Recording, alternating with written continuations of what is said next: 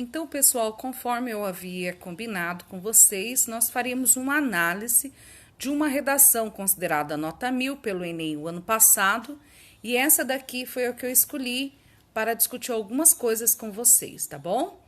Então, esse primeiro parágrafo é chamado de introdução. E nós falamos que de várias maneiras vocês podem iniciar um texto. Esse autor, ele prefere, o Augusto é o nome desse estudante, ele prefere iniciar o texto dele retomando um pensamento do autor e filósofo grego Aristóteles. Então, vocês vão observar que ele comenta um pensamento de Aristóteles acerca da importância do conhecimento para obter o quê? A plenitude da essência humana.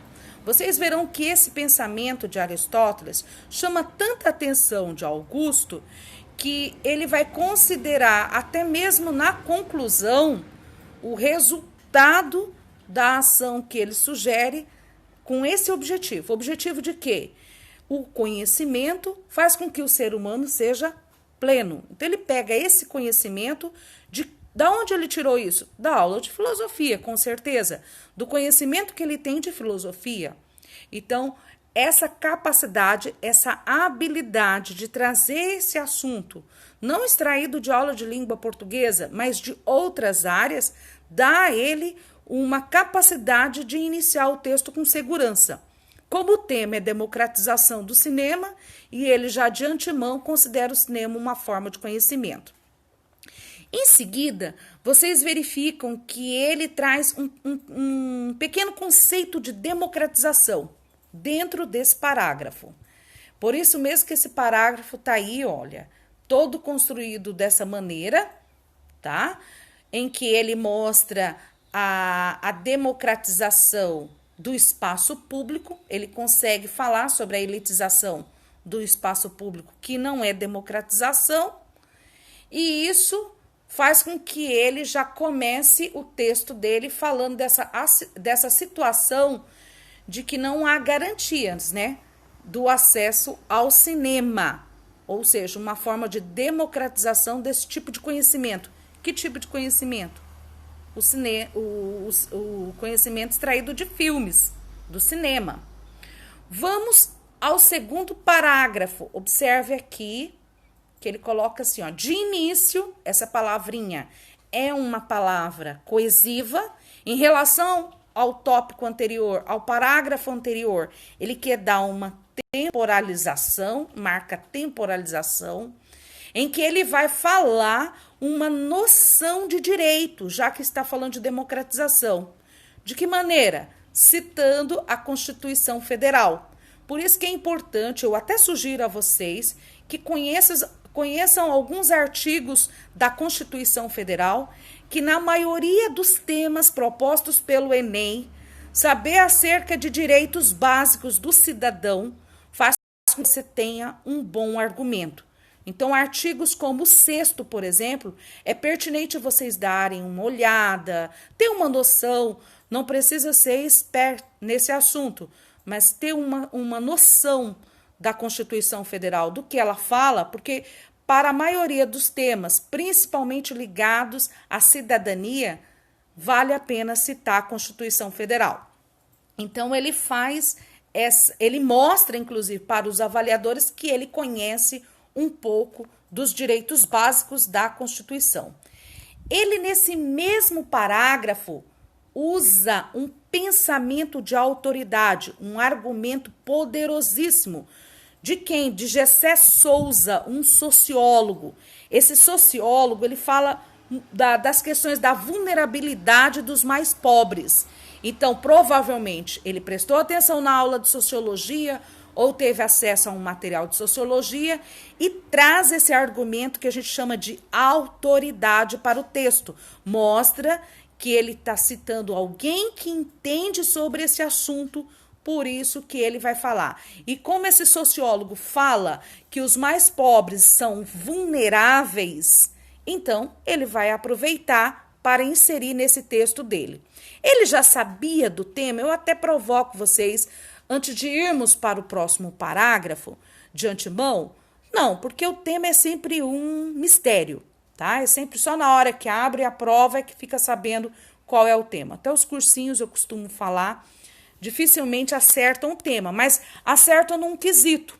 Em dizer que certas coisas são básicas, noção de cidadania, noção de direitos, noção de deveres, causas e consequências de alguns problemas importantes do país, é importante para qualquer texto. De repente, isso foi inserido aqui. Ele poderia talvez usar esse mesmo argumento em um outro texto, trabalhar de uma outra forma. Mas ele, de alguma maneira, antes de ir para a prova, ele pensou, eu vou levar esse pensamento desse sociólogo, porque é muito importante. Se o tema tiver como eu usar esse pensamento, eu vou inserir esse pensamento. É assim, você não tem como decorar tudo, mas o que é importante você, de certa maneira, guarda, porque uma hora vai ser útil, tá? No próximo parágrafo, ele inicia com um elemento coesivo que marca a consecutiva, a oração consecutiva. O que ela quer dizer? Vai mostrar a consequência. Qual é a consequência de pobres estarem vulneráveis? Lembra que ele usou esse pensamento do sociólogo?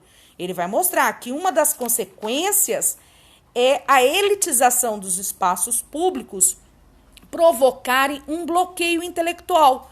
Então, algumas pessoas poderiam ficar bloqueadas intelectualmente por não terem acesso a alguns bens culturais, porque nem tudo as instituições de ensino ensinam e algumas coisas a gente adquire conhecimento de que maneira?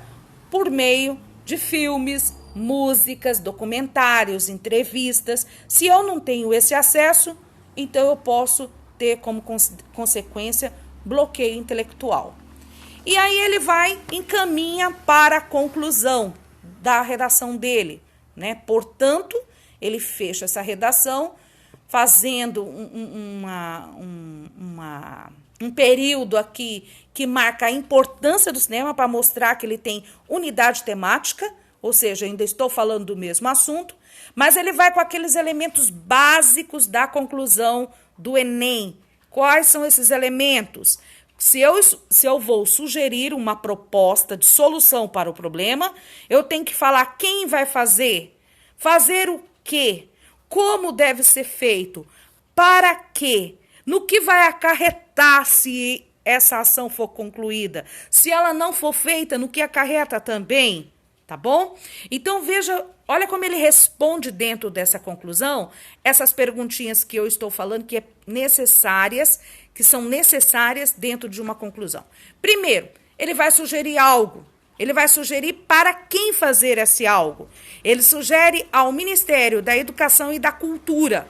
Fazer o quê? Ele usa o verbo promover. Ou seja, o Ministério da Educação e da Cultura deve promover. Promover o quê? Um maior acesso às salas de cinema, disponibilizando cinemas públicos com entrada, com o valor mais em conta. De que maneira? Por isso, né, fazendo essa instalação de vários cinemas, permitindo que o acesso ao cinema passe a ser também democratizado. Para quê? Ele vai reforçar que é para evitar essa alienação cultural de parte da população. Parte da população que tem acesso ao cinema consegue discutir e pensar alguns assuntos. Outra parte não consegue, porque não tem acesso. No que isso acarreta? Acarreta no que ele defendeu lá no início. O ser humano vai ter uma maior plenitude. Quem disse isso? Aristóteles. Por isso que essa redação ela foi considerada nota 1000. Ele elaborou a redação mantendo o tema, não mudou de assunto, apresentou os argumentos dele, concluiu sugerindo algo palpável, concreto, com agente responsável para fazer, fazendo o quê, de que forma, e ainda rematando o texto dele, mostrando que aquele pensamento que ele usou no início faz todo sentido, porque é o objetivo do acesso ao cinema. Então, espero que vocês procurem, ao ler as redações de outros estudantes, estabelecerem quais são as estratégias que eles usaram para fazer essa redação. E com certeza vocês farão uma boa redação. Obrigada!